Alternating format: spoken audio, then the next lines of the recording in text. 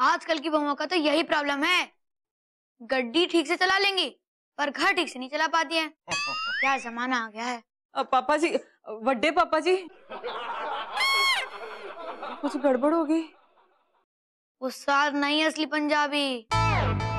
याद है पुत्र, तेरी माँ का खाना बनाती थी। ओए होए होए। और बाबूजी बिल्कुल सही कह रहे हैं आप। वो स्वाद इतना चंगा होता था कि खाने के साथ साथ ना उंगलियां भी खा जाओ।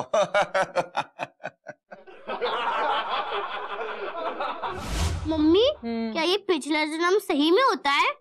पता नहीं, मैंने भी लोगों से सुना है। पर एक बात बताऊं, मैंने यकीन नहीं करती ऐसी बातों पे, फिजूल सी बातें। हाँ मम्मी, जब से दादू जी के पापा जी आए हैं वो मेरी तरफ देख ही नहीं रहे हैं। सही बात है। और वो तो मुझे खाना भी नहीं खिला रहे हैं, सिर्फ पापा जी को ही खिला रहे हैं।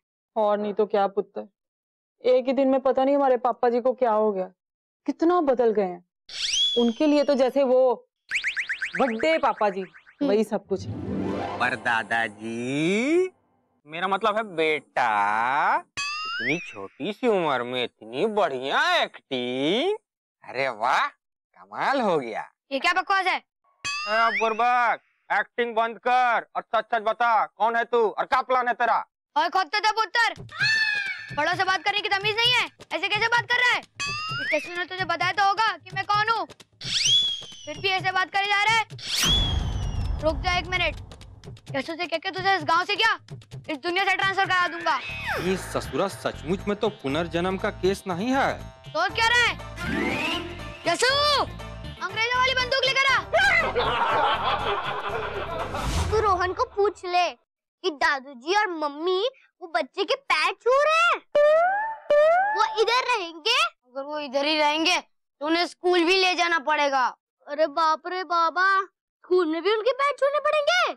अगर वो हमारे साथ खेलेंगे तो हम उन्हें आउट भी नहीं कर पाएंगे ना। मैं भी तुम्हारे साथ खेलूंगा। आप? क्यों? मैं तुम्हारे साथ नहीं खेल सकता? मैंने क्रिकेट में अंग्रेजों को हराया है। क्या? ये सामान काफी पुराना हो गया है, कोई बात नहीं, मैं ऐसे से कह खेलने का सामान नया मंगवा दूंगा।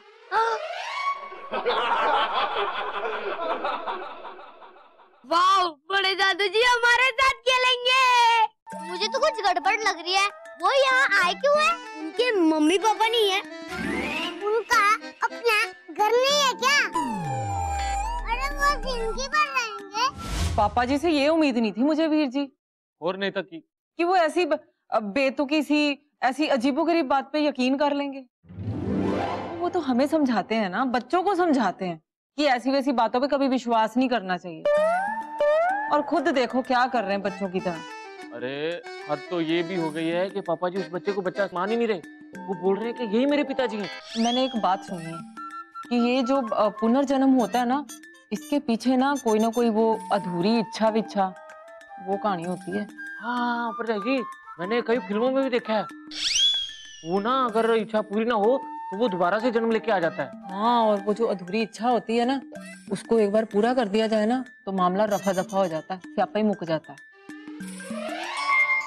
तो उस वक्त जो आप अपने दूसरे वाले पिंड में गए थे ना, सुजान सिंह वाले में, तो आपने मुझे बहुत बुरी तरह से डांटा था। पापा जी, ना ना, बड़े पापा जी। पापा जी लस्सी।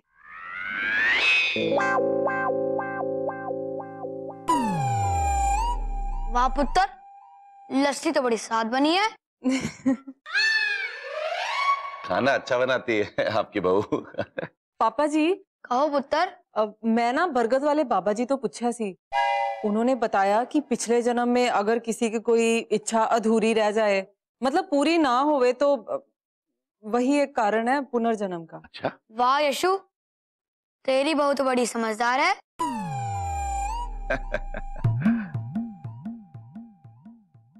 सच कहा है बरगद वाले बाबा ने, मेरे पिछले जन्म की भी एक इच्छा है। क्या इच्छा है बाबूजी आपकी? आप मुझे बताइए, मैं पूरी करूंगा उसे। मेरे पिछले जन्म में एक दोस्त था, ओमकार सिंह। उसने मेरी जान बचाई थी। जब वो इस दुनिया से जाने लगा तो मैंने उससे कहा, तेरा मुझ पे एहसान है, मांग तुझे क्या मांगना है। तो पता उसने क्या कहा? क्या कहा बाबूजी?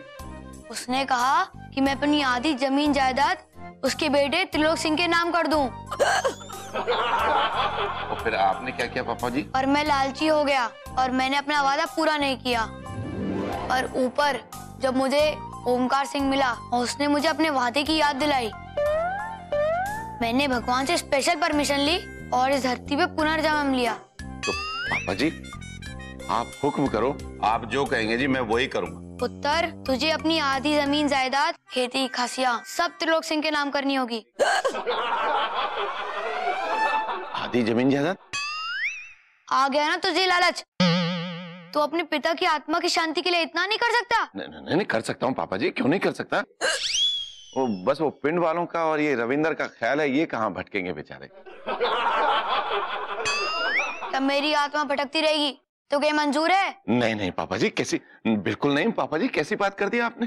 क्या जमाना आ गया है, ज्यादा लालच मत कर, नहीं तो मेरे साथ तेरी आत्मा भी भटकती रहेगी। लालच छोड़, वाहिगुरु तुझे इससे 10 गुना देंगे। पापा जी वैसे भी ये सब कुछ आप ही का, जैसा आप कहें मैं वैसा कर दूंगा पापा जी।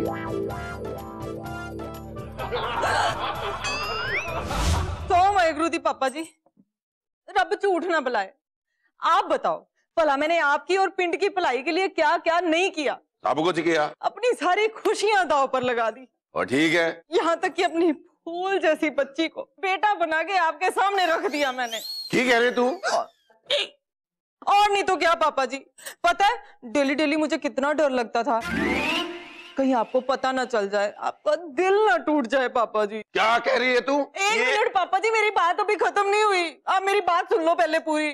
देखो आपकी जायदाद, जमीन, ये पिंड, ये सब बचाने के लिए मैंने इस बेचारी को आपका पोता बना दिया। ओए ये लड़की जो है लड़का है कि रविंदर जो है वो रावी है। और नहीं मिट्टी ना पाओ, मैं ये बता कि जो मेरा पोता है वो पोती है। पोता हो या पोती पापा जी की फर्क पैंदा है, मिट्टी पाओ। नहीं मतलब कहने का मतलब है कि जो रविंदर है वो रावी है। पापा जी अब वो वारिस तो मिल गया ना आपको, मिट्टी ओए पाओ। नहीं मेरी बात सुन, तू मेरी पूरी गल सुन।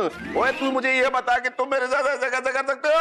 ओ पापा जी पोता या पोती की फर्क पैंदा है, मिट्टी पाओ। कैसी बात कर रही है तू?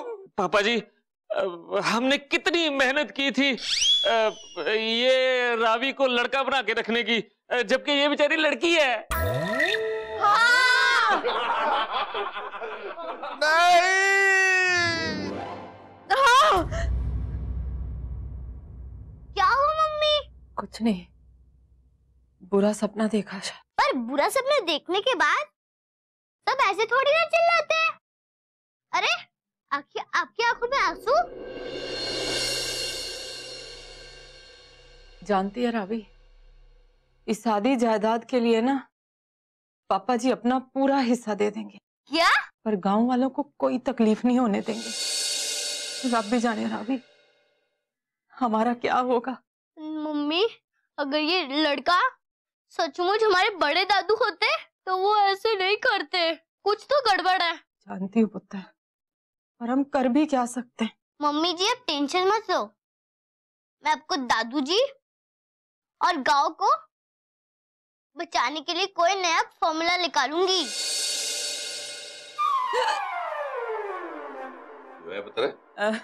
पापा जी अब मैं क्या बोल रही हूँ, एक बार ठंडे दिमाग से फिर सोच लीजिए। ओए पुत्र, और पंजाबी ना जबान के पक्के होते हैं, एक बार जो कह दिया बस। ओए तू चिंता ना कर, बिल्कुल चिंता ना कर, मैं हूं ना। रविंदर पुत्र, मैं तेरे लिए ना वो इससे भी बड़ी हवेली बनाऊंगा, वो तू बिल्कुल चिंता ना कर। हाँ आइए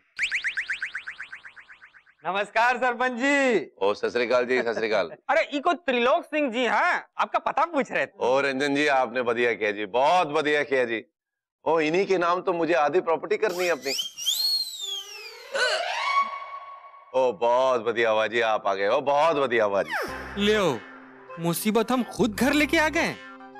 आधी प्रॉपर्टी ई ले लेगा, हम कच्चा ना बेचेंगे।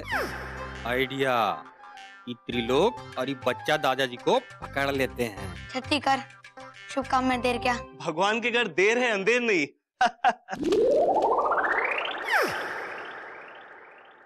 और रुक जाओ जी मक्खन लगा के।